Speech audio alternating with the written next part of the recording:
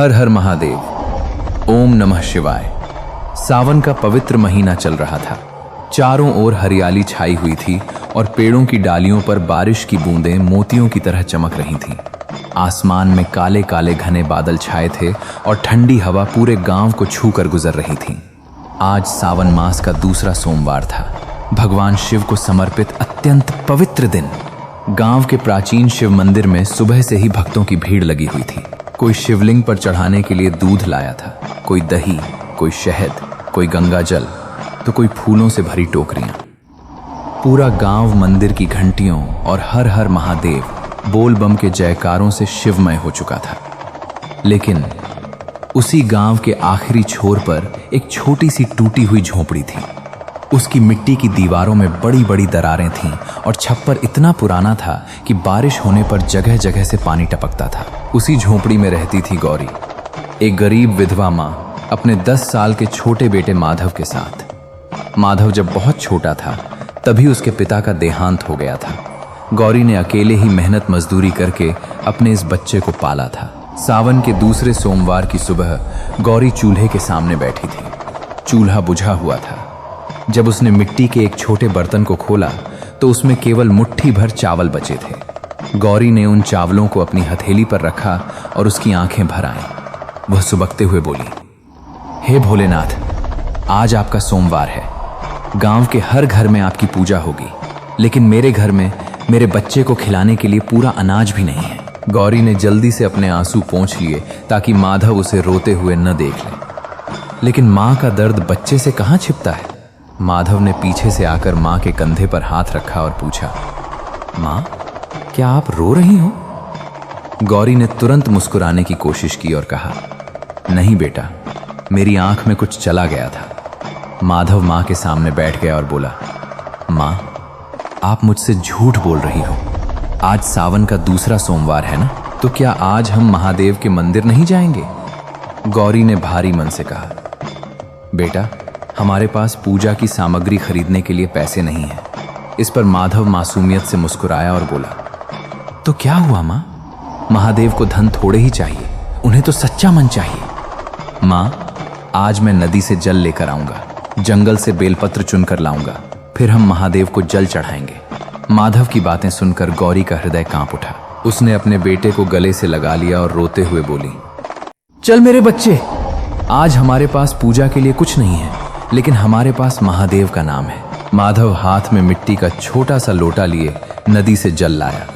उसने जंगल से बड़े ही प्रेम से बेलपत्र चुने और फिर दोनों माँ बेटे मंदिर की ओर चल पड़े।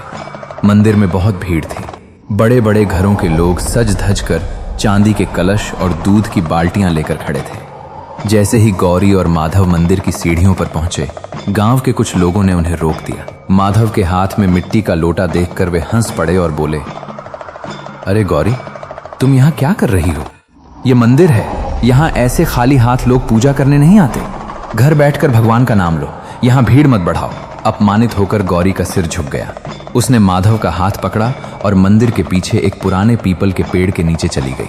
माधव ने वहां मिट्टी से एक छोटा सा शिवलिंग बनाया। उसने जल और बेलपत्र हाथ में लिए अपनी आंखें बंद कीं और बड़े ही भावुक स्वर में बोला, भोलेनाथ, मेरे पास आपके लिए दूध या फूल नहीं है, बस मेरी माँ है और मेरी माँ बहुत दुखी है।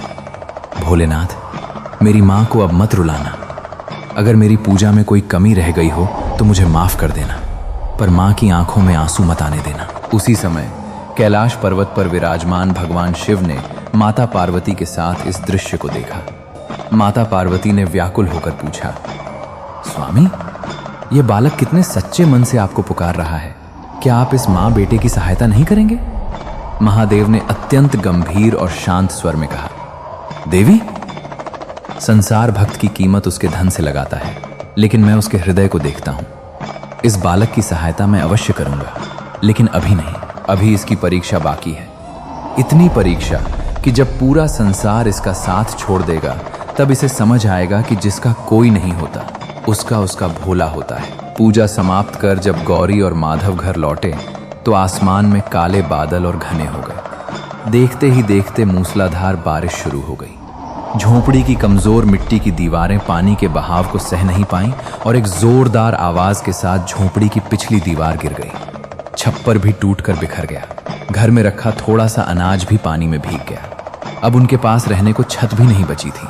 कड़ाके की ठंड और बारिश में गौरी माधव को लेकर वापस उसी पीपल के पेड़ के नीचे पहुंची। उसने अपनी गीली साड़ी का एक हिस्सा जमीन पर बिछाया और माधव को सुला दिया। माधव ठंड से कांप रहा था, लेकिन उसने मुस्कुराकर अपनी मां से कहा, मां, आप मेरे लिए रोना मत, महादेव सब देख रहे हैं। माधव ने महादेव से प्रार्थना की, प्रभु, मुझे अपने लिए कुछ नहीं चाहिए, बस मेरी मां को फिर कभी किसी के सामने हाथ न फैलाना पड़े। दोनों मां बेटे भूखे पेट एक दूसरे से लिपटकर उस बर्फीली रात में रोते रहे। अगली सुबह माधव कुएं पर पानी लेने गया तो वहां खड़ी महिलाओं ने उसे दुत्कार दिया और पानी नहीं भरने दिया। इसके बाद गौरी काम की तलाश में गांव के बड़े बड़े घरों में गई, लेकिन सब ने उसे यह कहकर भगा दिया कि तुम बेघर हो, तुम्हारे यहाँ आने से बीमारी फैल जाएगी।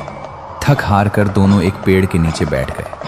माधव ने कल का बचा हुआ एक छोटा सा सूखा टुकड़ा निकाला और आधा आधा बांटकर मां के साथ खाया। इसी बीच गांव का अमीर साहूकार धनराज वहां से गुजरा। उसने गौरी को अपने गोदाम में काम तो दिया, लेकिन माधव को साथ रखने की मनाही कर दी। मजबूरी में गौरी ने अकेले काम करना स्वीकार किया।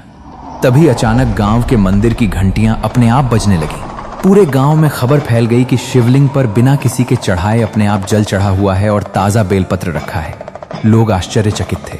तभी एक दुष्ट गांव वाले ने माधव की ओर उंगली उठाकर कहा, जरूर इस लड़के ने ही मंदिर में कुछ किया है। ये गरीब लोग पहले भगवान के नाम पर विश्वास जीतते हैं, फिर चोरी करते हैं। भीड़ ने गौरी और माधव को घेर लिया। साहूकार धनराज ने भी गौरी को काम से निकाल दिया और पूरे गांव ने मिलकर उन्हें गांव से बाहर निकाल दिया। अपमान के बोझ से दबे गौरी और माधव गांव से बाहर एक सूखी नदी के किनारे जाकर बैठ गए। गौरी फूट फूट कर रोने लगी और बोली, माधव, मैं इस गरीबी और अकेलेपन से हार गई हूं। तब माधव ने मां के आंसू पोंछे और कहा, आप नहीं हारी मां, महादेव अभी रास्ता बनाएंगे। माधव नदी के किनारे गया। वहां पानी नहीं था। उसने अपनी आंखों से निकले आंसुओं को अपनी हथेली पर लिया, उन्हें मिट्टी के शिवलिंग पर चढ़ाया और बोला, भोलेनाथ, आज मेरे पास जल भी नहीं है। मेरे इन आंसुओं को ही अपना गंगा जल समझकर स्वीकार कर लेना।